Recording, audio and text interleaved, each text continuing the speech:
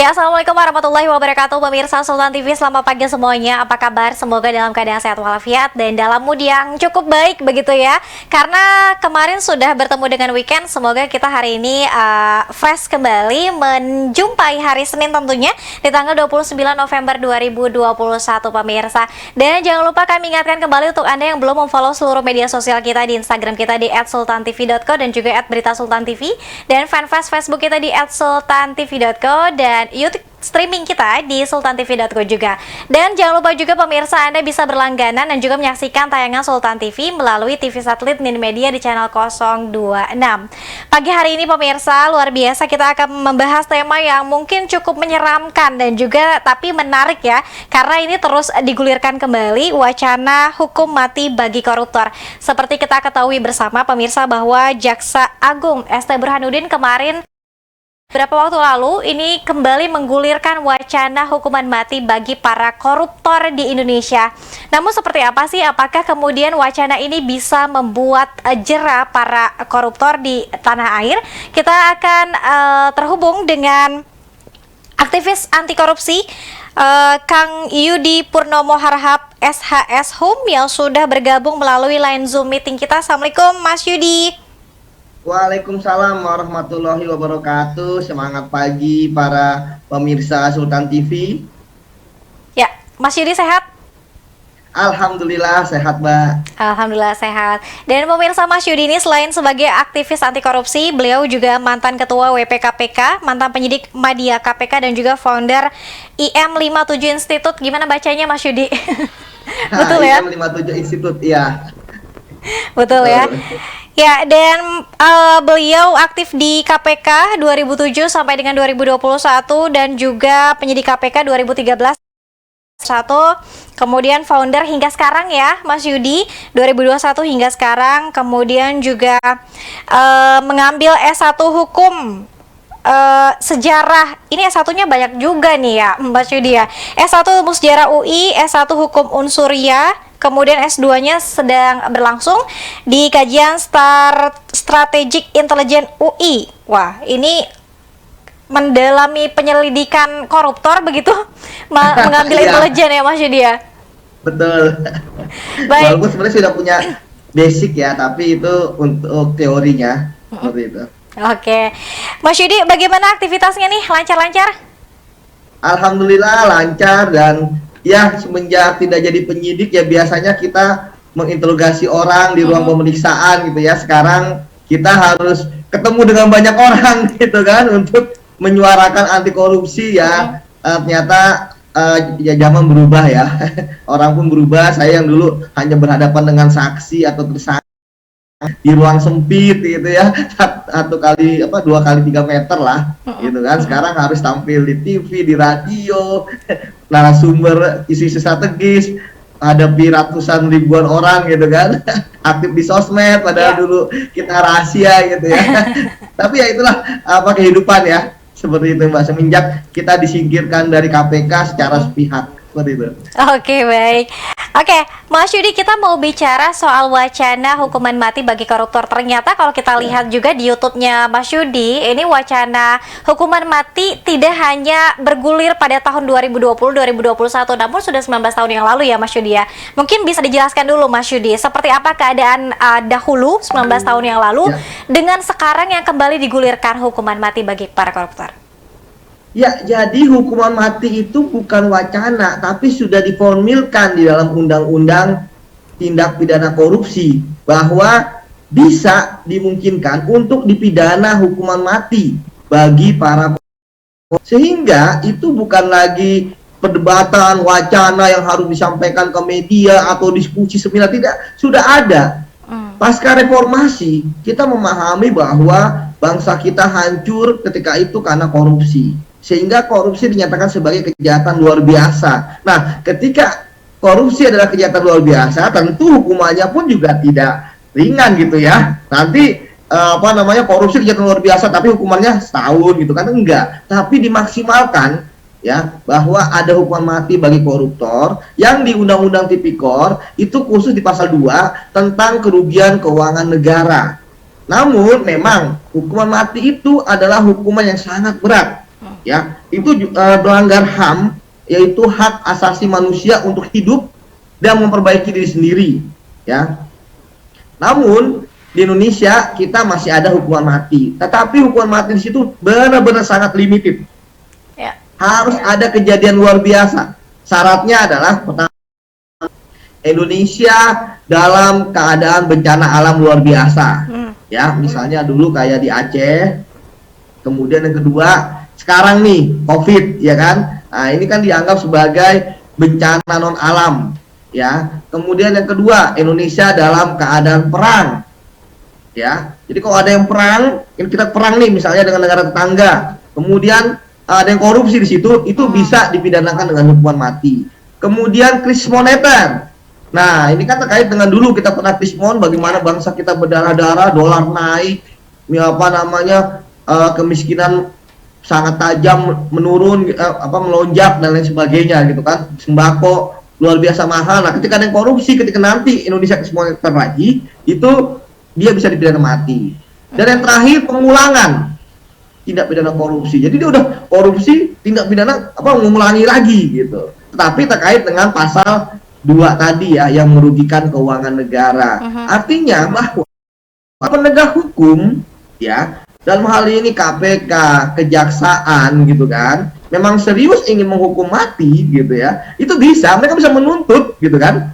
Misalnya ada seseorang, dia pasal 2 dakwaannya gitu kan, kemudian syarat-syaratnya tadi saya sampaikan terpenuhi, misalnya saat itu Indonesia dalam keadaan perang, atau sekarang nih Indonesia dalam keadaan bencana. Nah, itu bisa dipidanakan dengan hukuman dituntut dengan hukuman mati, dan hakim pun ya pasti ketika dia ada vonis seperti itu, tentu dia akan mempertimbangkan ya sesuai dengan keyakinan dia ini bisa nggak atau tidak, tapi harus ada tuntutan dulu. Sampai saat ini kan hukuman paling berat ya, hukuman badan paling berat bagi seorang koruptor adalah seumur hidup ya. Sudah ada beberapa kali yang sudah dijatuhi hukuman seumur hidup. Tapi kalau hukuman mati ya, jangan dijatuhi, tuntut aja belum. Tapi penegak hukum itu bisa. Sehingga sebenarnya hukuman mati itu bukanlah, tapi sudah ada di delik formil Undang-Undang Tindak Pidana Korupsi. Walaupun catatan saya adalah ketika orang dijatuhi hukuman mati, maka pertama bahwa pelaku dia melakukan kejahatan yang sangat luar biasa, artinya tidak bisa dimaafkan oleh bangsa ini, gitu kan. Kemudian yang kedua, dia korupsi ketika memang bangsa ini sedang lagi sangat-sangat susahnya, ya. Yang ketiga, jumlahnya sangat-sangat besar. Ya, kemudian yang keempat, ya, terkait dengan dampak dari korupsinya, ya, dan jumlahnya, ya, seperti itu. Jadi tentu ketika memberikan hukuman mati, tentu itu akan menjadi suatu hal yang debatable ya dari sisi HAM dan sebagainya. Tapi secara formil atau secara hukum itu ada, seperti itu, Mbak. Oke, artinya sudah bukan wacana, namun sudah ada secara hukumnya terkait dengan tindak pidana para koruptor yang bisa dijatuhi hukuman mati, begitu ya, Mas Yudi ya? Betul. Jadi sudah ada khusus dari mereka yang dikenakan sangkaan, kemudian dakwaan dan dituntut dengan pasal 2 ayat 1 Undang-Undang Tindak Pidana Korupsi tahun 2002. Artinya tahun 19 Undang-Undang 31 tahun 99, Junto Undang-Undang 20 tahun 2001, artinya ini sudah ada semenjak sekarang 2001, 99 ya, 22 tahun yang lalu lah sudah ada itu penjatuhan pidana mati bagi tindak pidana korupsi pelakunya. Baik, tapi Mas Yudi kalau bicara soal budaya, culture, kemudian hak asasi manusia kembali lagi, karena kalau kita lihat juga ada juga banyak pihak yang memang memperdebatkan dan juga tidak menyetujui terkait dengan hukuman mati bagi para koruptor. Sesuai tidak sih dengan budaya Indonesia? Ya, sampai saat ini kan memang kita melihat ya di kejahatan yang lain, kalau saya membacakan tindak pidana misalnya pembunuhan yang luar biasa ataupun juga narkoba ya, itu kan gembong-gembong banyak juga yang jatuh hukuman mati ya. Artinya kan memang kita secara yuridis ya Indonesia masih menganut sistem hukuman mati di pidananya. Ini kan berbeda dengan negara-negara lain yang sudah menghapus hukuman mati ya. seperti itu. Wah, di Amerika pun juga masih ada beberapa negara yang masih menganut hukuman mati ya. Jadi memang ini masih debatable ya, karena dalam deklarasi universal HAM kan hak untuk hidup kan jadi salah satu. Nah tentu perdebatan ini kan akan menjadi perdebatan, tetapi kita melihat faktanya ada di Undang-Undang Tindak Pidana Korupsi mengenai ancaman hukuman mati. Nah sekarang kan realisasinya, yang kita takutkan adalah bahwa ternyata kan hukuman mati ini hanya jadi wacana saja, hanya untuk menjadi suatu diskusi di masyarakat sehingga masyarakat diskusi panjang dan sebagainya. Padahal sebenarnya tadi saya sepakat dengan Mbak, apa sih hukuman yang paling efektif bagi koruptor? Yang pertama itu ya dimiskinkan gitu kan, dirampas kekayaannya hasil korupsi gitu kan. Ya kemudian yang kedua ya pemenjaraan gitu ya, pemenjaraan tapi sesuai dengan porsinya yang ada. Jangan sampai ada perbedaan-perbedaan kan, nanti masyarakat menganggap ada tidak keadilan. Ada orang korupsi 20 miliar 4 tahun tapi 100 miliar sama gitu kan. Nah ini tentu harus seperti ini yang diperbaiki. Jadi kalau saya pribadi, dibandingkan dengan wacana hukuman mati yang selalu menjadi wacana gitu kan, karena belum ada bukti konkret gitu kan. Kecuali kalau nanti sudah ada nih, misalnya kejaksaan atau KPK menuntut hukuman mati, nah itu baru kita bisa memperdebatkan gitu kan. Oh, benar, emang dia pantas dihukum mati gitu kan. Kemudian kejahatan tadi saya sampaikan, kejahatannya memang sangat luar biasa, berapa triliun yang dikorupsi gitu kan. Ya kita lihat sekarang saja dari kasus-kasus korupsi yang luar biasa besar ya, Jiwasraya, kemudian Asabri, kemudian Senturi, kemudian IKTP gitu kan. Itu kan juga belum ada yang dituntut dengan hukuman mati gitu ya. Seperti itu, masih penjara belasan tahun dan lain sebagainya. Seperti itu, Mbak. Oke, baik. Kira-kira kalau Mas Yudi sendiri membaca apa yang dibaca, karena kita lihat beberapa waktu lalu Jaksa Agung S. Burhanuddin ini kembali ngotot begitu ya, ingin menerapkan hukuman mati bagi para koruptor. Apa yang Mas Yudi baca? Apakah kira-kira di Indonesia ini justru malah kasus korupsinya semakin meningkat saat ini? Ya, kalau saya melihat kan memang korupsi di Indonesia itu kan semakin meningkat yang didasarkan pada data valid ya. Kita sebagai akademisi ataupun sebagai aktivis ataupun sebagai orang yang berkecimpung dalam dunia pemberantasan korupsi, salah satu parameternya adalah indeks persepsi korupsi yang dikeluarkan oleh Transparansi Internasional yang berkedudukan di Jerman, dan itu menjadi rujukan bagi seluruh dunia ya untuk melihat bagaimana suatu negara itu korupsinya seperti apa. Dan Indonesia kemarin turun, Mbak. Bagaimana KPK ketika dari zaman pertama itu berusaha menaikkan dari 2.0 sampai 4.0 di tahun 2019, tapi kemudian menurun 3 poin. Itu sangat dahsyat poin ini, dari 40 ke 37. Artinya kan memang kita mengalami ya kenaikan tingkat korupsi lah di Indonesia. Dan ingat bahwa jangan disandingkan bahwa ketika kok korupsi tangani menurun, berarti kan korupsi menurun. Tidak gitu kan, itu belum terungkap saja gitu kan. Dan saya melihat sebenarnya tadi saya katakan bahwa seharusnya ya KPK dan Kejaksaan Agung langsung konkret saja gitu kan. Kalau emang ingin ada koruptor yang mereka ingin tuntut dihukum mati, tuntut saja gitu kan. Toh dituntut pun juga belum tentu hakim menyetujui gitu kan.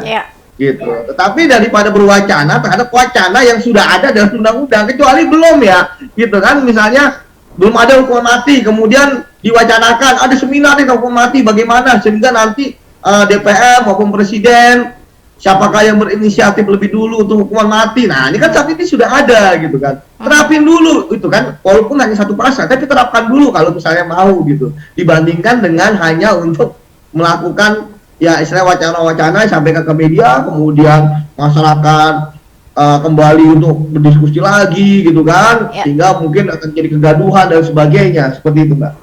Karena belum ada bukti konkret sekali lagi. Sejak kemudian ada catatan di hukumnya, berarti sepanjang sejarah Indonesia belum ada koruptor yang dihukum mati, Mas Yudi? Ya, belum ada.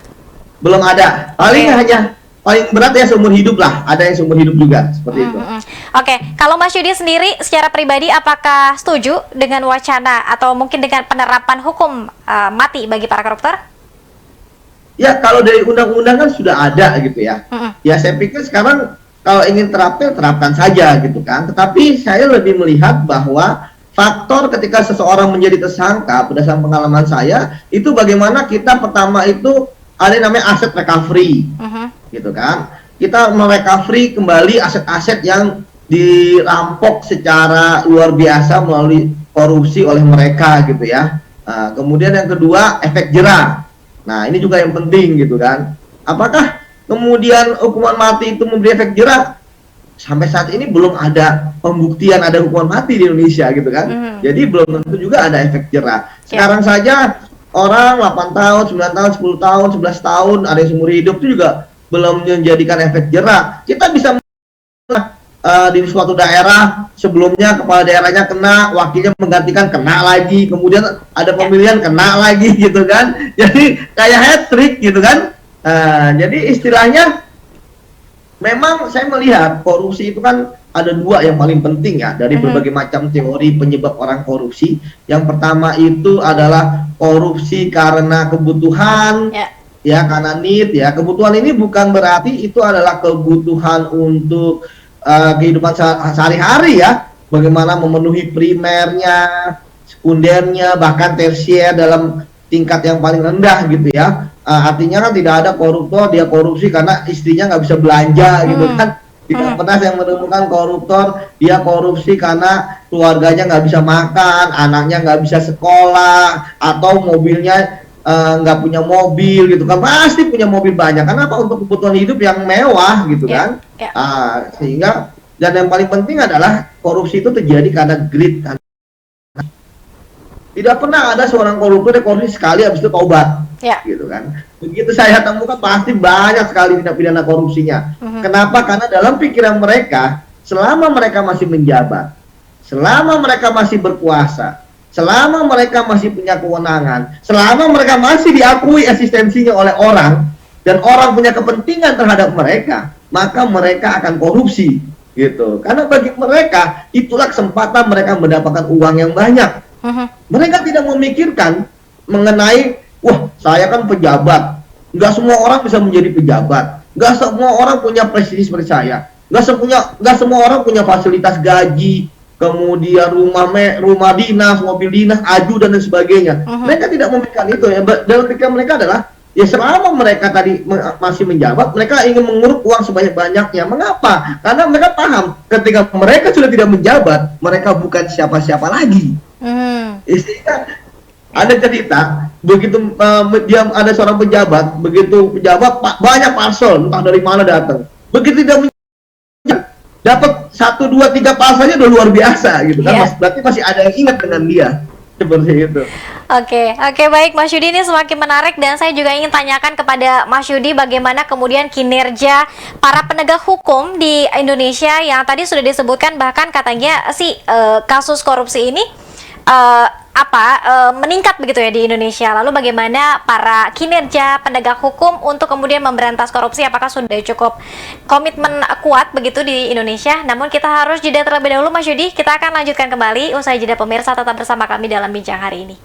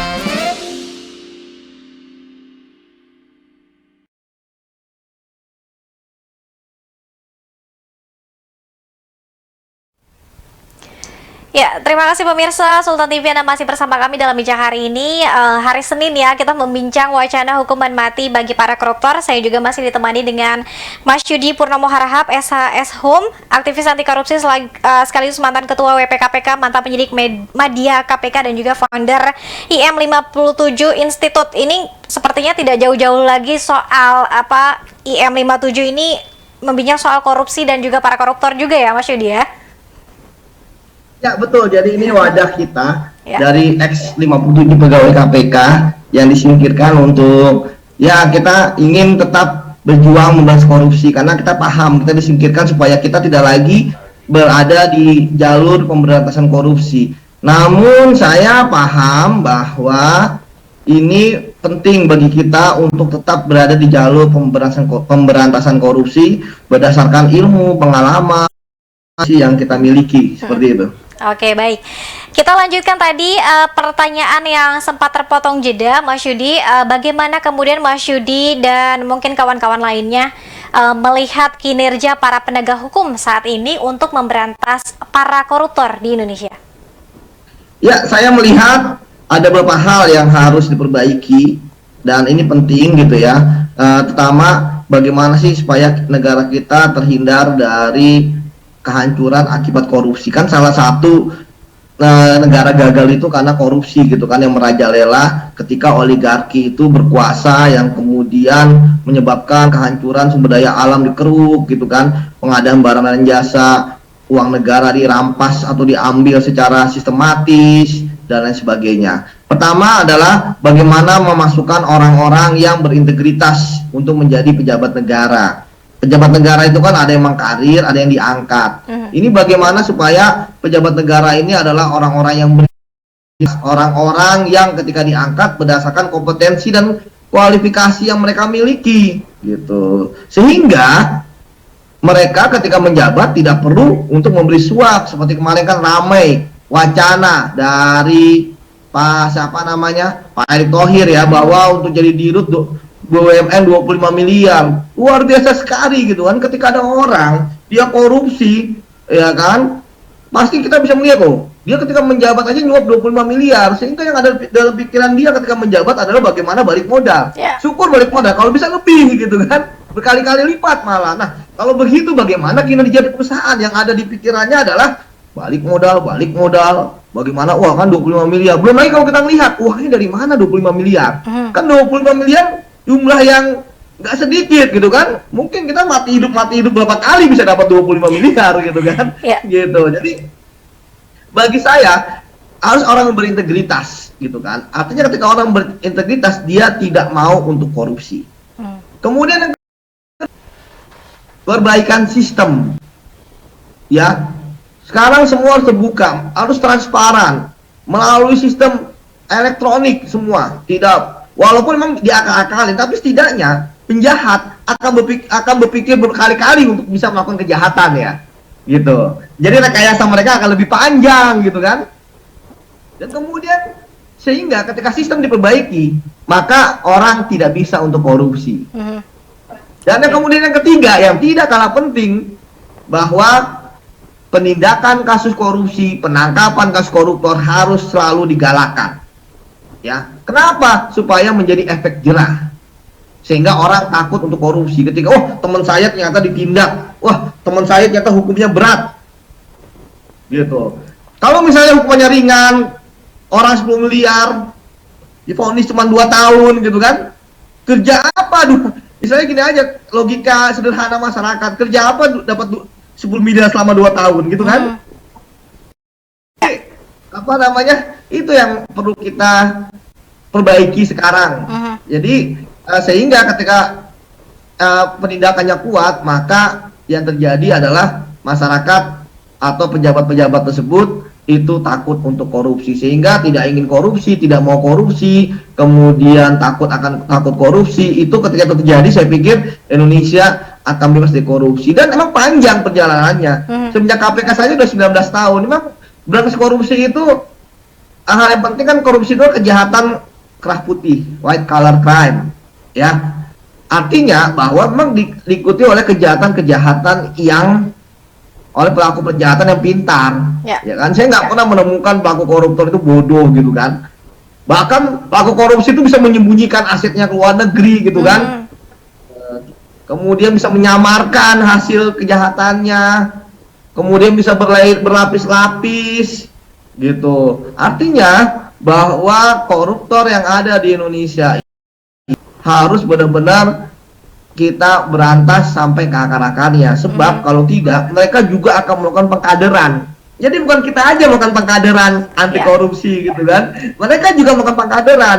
Kenapa mereka melakukan pengkaderan? Supaya mereka istilahnya lebih safe, karena penggantinya koruptor juga gitu kan, nggak mungkin koruptor bongkar koruptor gitu kan gitu. Kemudian yang kedua ya tentu orang yang menggantikan mereka akan fokus untuk korupsi berikutnya, jadi tidak akan menilik-nilik korupsi yang dilakukan oleh dia gitu kan. Nah, kemudian yang ketiga ya sebagai junior senior tentu akan menjaga lah stabilitas. Jadi ketika orang korupsi itu menjaga stabilitas, bingung kita gitu kan. Tetapi yang paling penting adalah bahwa dari akibat kaderisasi ini terjadi apa? Sistem dinasti gitu kan.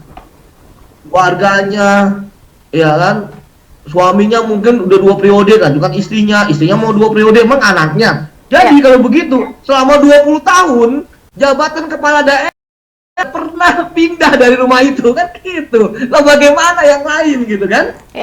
Gitu, jadi ya memang kalau kita bicara tentang koruptor gitu ya, kita jangan berbicara mengenai masalah kemanusiaan yang mereka miliki juga gitu kan. Justru mereka merampas kemanusiaan yang dimiliki oleh rakyat Indonesia, harusnya uang pendidikan gitu kan, kemudian uang untuk kesehatan dikorupsi gitu kan. Nah belum lagi kayak begini kan, banyak OTT karena lelang jabatan lah. Memangnya ketika kan akhirnya jadi apa, trickle effect dari korupsi. Artinya apa?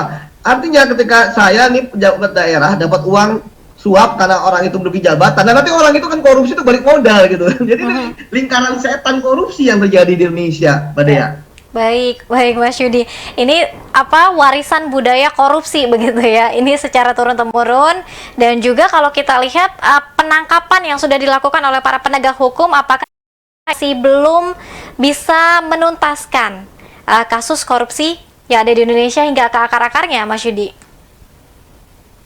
Ya, tentu hal yang penting bagi kita adalah bagaimana penegak hukum itu benar-benar menyajikan suatu penegakan hukum yang sampai selesai. Karena korupsi adalah kejahatan yang kolektif gitu ya. Walaupun sudah jelas di undang-undang nggak mungkin korupsi dilakukan sendirian, pasti bersama-sama gitu ya, menyuap pasti yang disuap. Sehingga dengan kejahatan yang luar biasa ini, maka penegak hukum harus mengungkap sampai ke akar-akarnya, siapa pelaku utamanya, siapa aktor intelektualnya. Kemudian kedua, bagaimana modusnya, seperti apa, serapi apapun bisa dibongkar. Kenapa? Karena korupsi adalah kejahatan dan tidak pernah ada kejahatan yang sempurna. Kemudian yang ketiga, ya bagaimana siapa saja orang-orangnya itu harus ditindak gitu kan. Siapa yang bersama-sama, siapa yang membantu gitu kan. Karena dalam undang-undang tindak pidana korupsi, siapa yang membantu, siapa yang turut serta itu juga termasuk korupsi, hitungnya 1 gitu kan, bukan lagi 1/3. Kemudian yang ketiga, bagaimana merampas aset dari para koruptor hasil korupsi ini gitu. Di Indonesia ini kita hukumnya di non-tipikor masih sebatas bahwa ya pengembaliannya itu terkait dengan korupsi yang dilakukan olehnya. Dan ketika korupsi itu ya berarti artinya yang dibuktikan oleh penegak hukum, karena hukum kita masih pembuktian negatif pembuktian ya. Artinya jaksa membuktikan apa yang saat itu didakwaan pada dia gitu. Sementara kan kejahatan lain banyak gitu kan yang mungkin belum terungkap seperti itu. Sehingga kadang-kadang kita melihat ya kan, koruptor kok keluar dari penjara masih kaya gitu kan. Ya, karena memang kita harus, justru yang paling penting menurut saya karena undang-undang perampasan aset sangat penting gitu. Mas Yudi, menurut Mas Yudi sendiri kenapa kemudian di Indonesia masih hukuman mati bagi para koruptor ini apa ya, seolah-olah masih tarik ulur dan belum ada bukti konkret. Apakah kemudian para penegak hukum masih terlalu takut untuk menerapkan hukum mati bagi para koruptor? Kenapa? Ya saya pikir ini adalah keberanian lah dari penegak hukum ya, baik itu KPK maupun kejaksaan ketika di sidang itu mereka mau menuntut gitu ya. Dan dari situ baru kan hakim yang akan memutuskan berdasarkan keyakinan mereka, berdasarkan alat bukti yang disajikan di persidangan. Artinya memang harus ada yang memulai. Kalau misalnya kejaksaan memulai, saya pikir luar biasa gitu ya.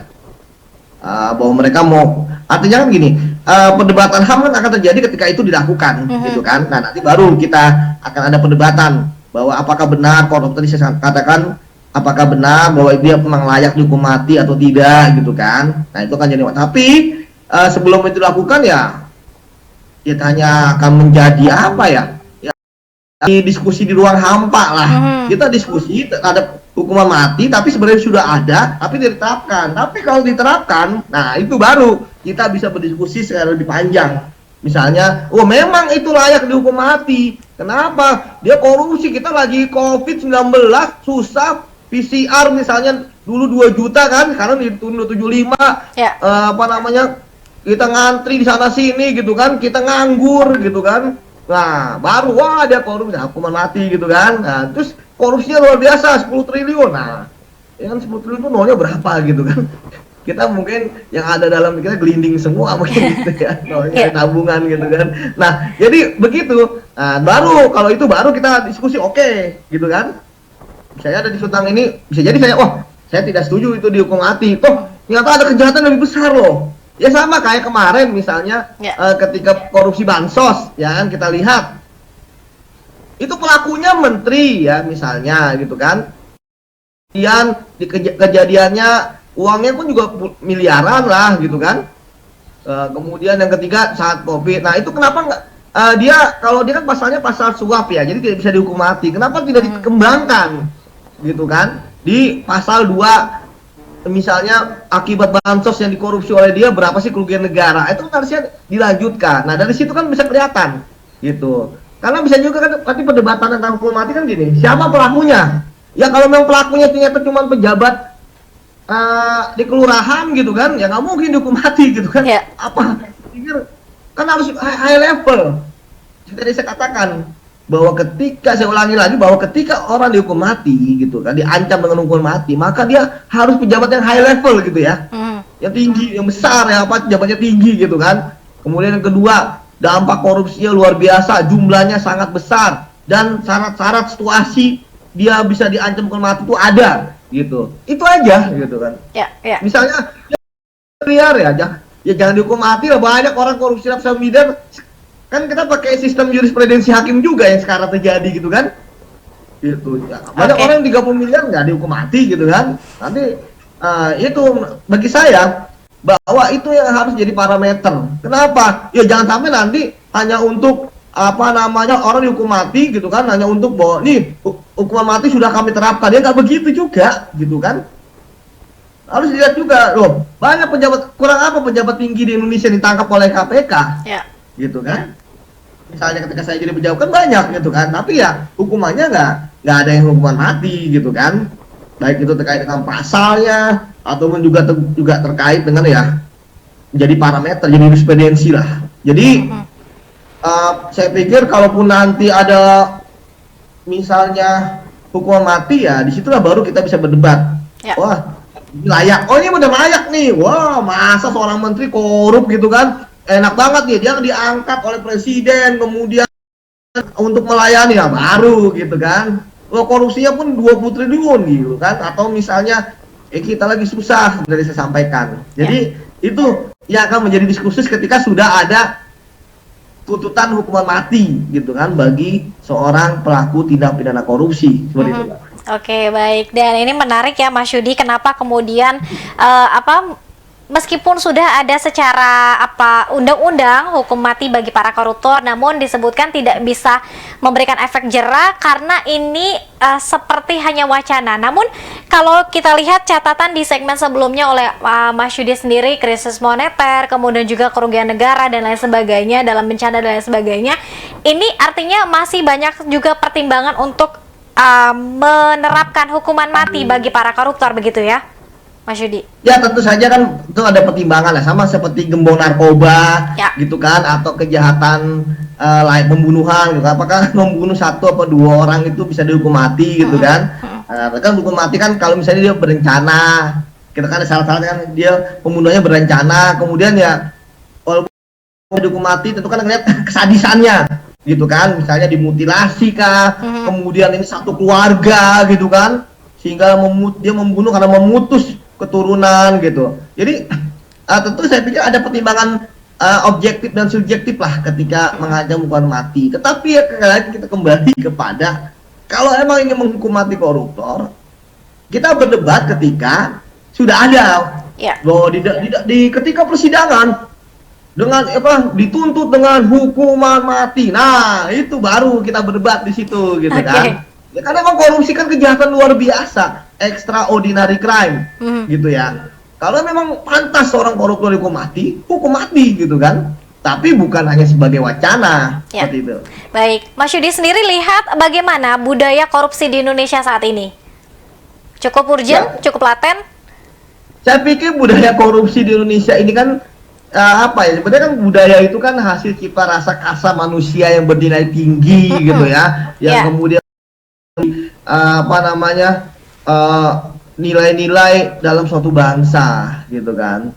Nah, namun ternyata kan sekarang jadi korupsi yang ternyata diwarisi dari zaman VOC ya, bagaimana para pejabat-pejabat yang diangkat oleh Belanda gitu kan, pejabat Belandanya korup, kemudian pejabat-pejabat pribumi lokalnya pun pria-pria itu korup juga gitu kan. Mereka bahkan ketika korup apa sih yang mereka lakukan? Mereka memeras bangsanya sendiri. Jadi itulah kemudian turun temurun. Tetapi memang di situ saya melihat sifat asli manusia gitu ya. Artinya mereka merasa bahwa korupsi itu saya lihat sebagai suatu kebutuhan gitu kan. Walaupun saya sangat menyayangkan, ngapain lu jadi pejabat misalnya, kok kalau misalnya jadi pengusaha aja misalnya, kemudian kenapa jadi pegawai negeri gitu kan, ketika dia korup dan harus berakhir di penjara gitu kan. Tetapi ya memang saya melihat ya sekali lagi bahwa memang uang itu kan bagi orang jahat itu jadi akar dari kejahatan mereka gitu kan. Padahal uang itu kan bisa untuk kebaikan juga bisa sebenarnya. Yang paling penting nurani ya, nurani yang les, nurani yang kurang.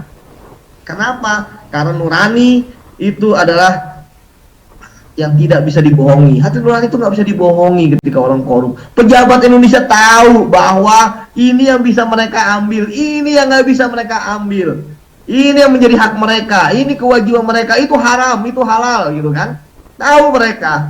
Kan mereka dapat diklat berbagai macam, mereka dapat pengetahuan, mereka dapat peraturan perundang-undangan gitu ya. Tetapi ya tetap mereka korup. Dan apakah ketika mereka korup kemudian mereka akan berhenti? Tidak. Salah satu cara mereka berhenti ya ketika ditangkap KPK misalnya, atau kejaksaan, atau kepolisian, itu yang bisa menghentikan mereka. Ya bagaimana misalnya orang udah jadi anggota DPR tapi tetap korup gitu kan.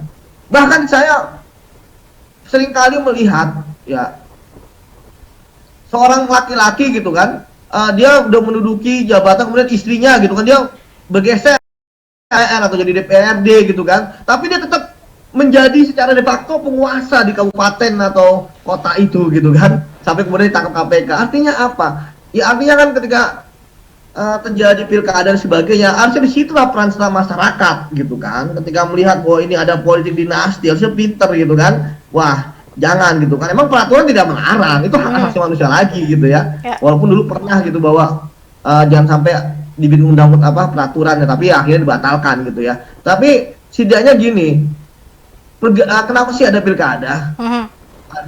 Supaya ada pergantian gitu kan, suksesi kepemimpinan, supaya tidak berlarut-larut. Ini yang memang menjadi salah satu menjadi hal yang mendasar gitu ya, yang menjadi faktor bahwa ya korupsi di daerah masih merajalela dan otonomi daerah malah membuat terjadinya dinasti-dinasti, sehingga karena yang punya duit ya orang-orang itu aja gitu kan, seperti itu.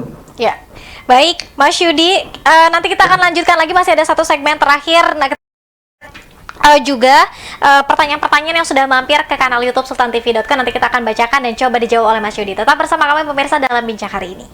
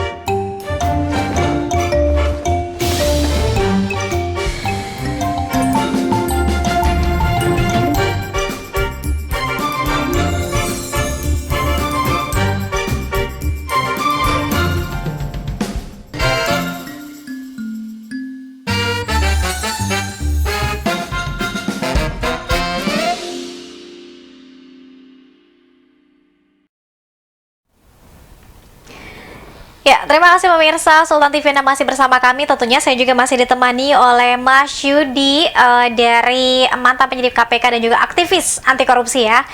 Kita masih membincang soal hukum mati bagi para koruptor. Mas Yudi, ini sudah banyak sekali yang ingin bertanya di kanal YouTube Sultan TV. Saya akan bacakan satu persatu ya untuk Mas Yudi, nanti semoga bisa dijawab satu persatu juga. Pertanyaan pertama, seperti kita ketahui bersama dan juga tadi sudah sempat disinggung oleh Mas Yudi, ketika para koruptor ini ada pengembalian kerugian negara ketika dia dijatuhi sebagai tersangka. Apakah kemudian ketika mengembalikan kerugian negara ini dakwaannya atau misalnya hukum mati bisa dicabut oleh penegak hukum? Ya, masalah mengembalikan kerugian keuangan negara itu sudah jelas di Undang-Undang Tipikor, di penjelasan disebutkan bahwa itu hanya akan menjadi peringan. Mengembalikan kerugian keuangan negara itu tidak menghapus pidananya. Jadi itu hanya meringankan, ya. Jadi itu akan menjadi suatu petunjuk bagi penyidik atau jaksa atau lembaga penegak hukum bahwa orang ini kooperatif sehingga dia mau mengembalikan, sehingga hanya menjadi peringan saja bagi hukumannya. Seperti itu. Oke, kita ke pertanyaan selanjutnya, Mas Yudi. Bagaimana penerapan hukum mati terhadap pelaku tindak pidana korupsi di tengah pandemi COVID-19? Mas Yudi sendiri lihat ada kasus korupsi di Indonesia, Menteri Sosial dan Menteri Kelautan dan Perikanan di tengah COVID-19. Bagaimana Mas Yudi melihat ini? Ya, seperti tadi saya sampaikan bahwa mereka diancam dengan hukuman mati karena pasal mereka masih suap menyuap. Di pasal suap menyuap itu belum ada hukuman mati ya ancamannya. Yang ada baru pasal merugikan keuangan negara, pasal 2 ayat 1. Jadi kalau mereka mau ya harusnya penegak hukum kemudian ya menelisik kerugian keuangan negara akibat kasus bansos berapa sih? Kerugian keuangan negara akibat kasus Benur berapa sih? Nah, itu baru bisa. Dan kemudian ketika ada tersangkanya, pasal 2 dikenakan dengan pasal 2 ayat 1 ya, cara melawan hukum merugikan keuangan negara.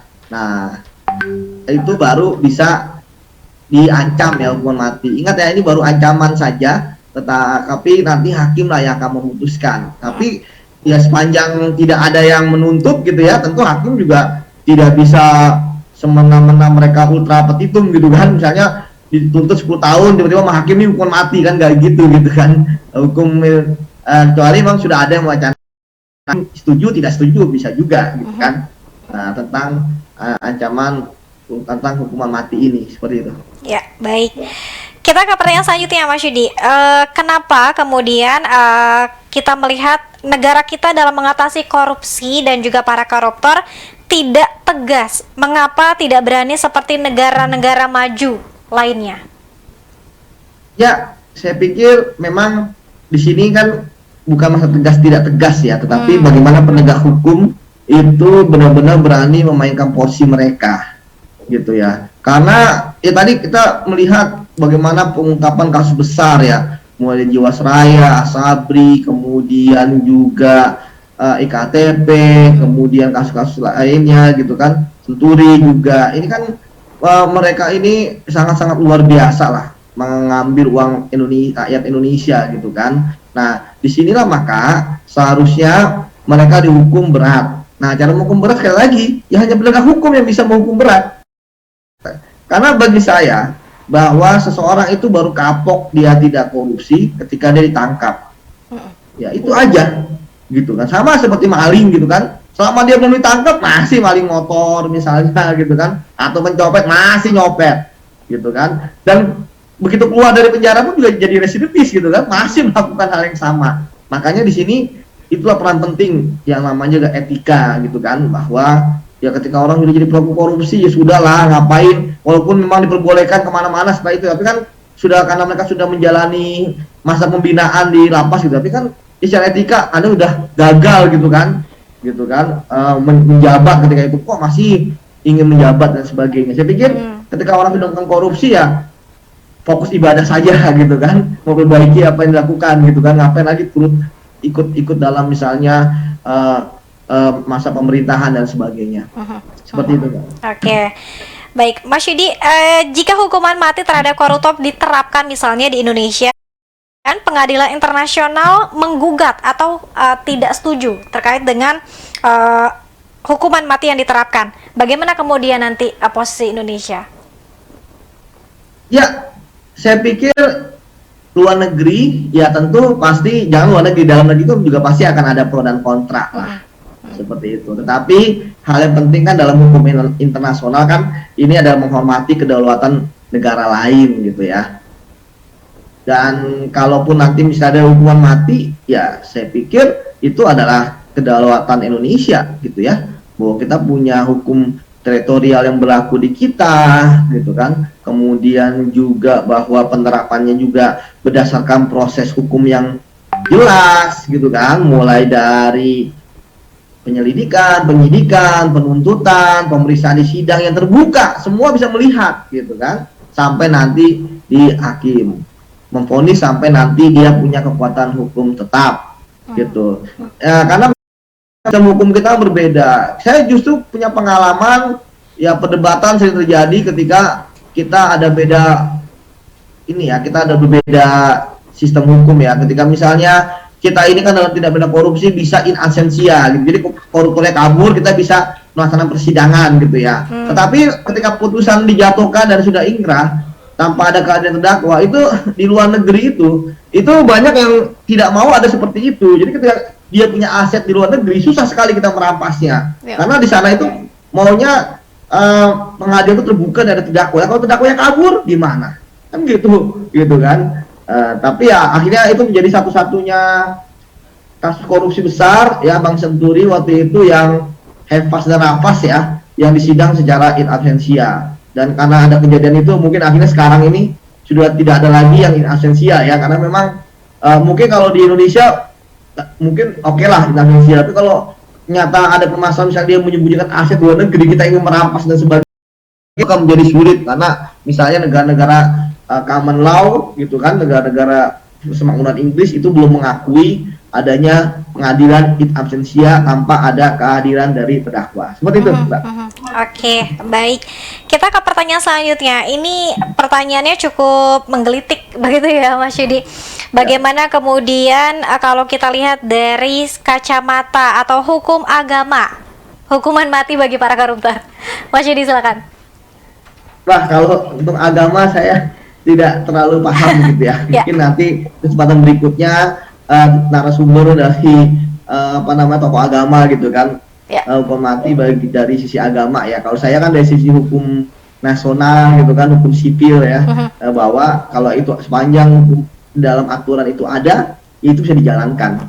Itu aja. Gitu. Kalau misalnya hukum agama kan ya mungkin misalnya ketika ada orang korupsi dianggap maling ya potong tangan gitu kan, atau kalau hukuman mati digantung gitu ya. Tetapi kalau di kita kalau hukuman mati kan dengan cara ditembak kalau kita kan gitu. Itu. Baik, Mas Yudi, apa kemudian yang membuat hukuman mati ini seolah-olah hanya menjadi wacana dan sulit diterapkan di Indonesia? Silakan.